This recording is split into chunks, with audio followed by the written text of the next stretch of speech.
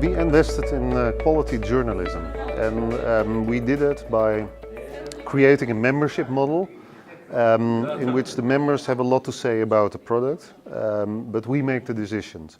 And our members are engaged readers. They comment, they help us, they financially support us, of course, and with that money we invest everything in quality journalism. That means we don't produce a lot of articles, we produce good articles, and an article comes only on the site if it's good enough. So for us, the name of the source of our success is providing quality journalism with one element, and that is always follow the money. Following the money leads you to the truth. We are sustainable. We exist for about 8 years now.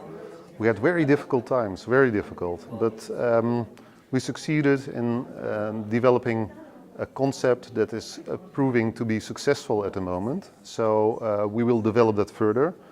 And we grow quite fast at the moment, so I think we will be sustainable. But if it's a success depends on the question how many members we have next year.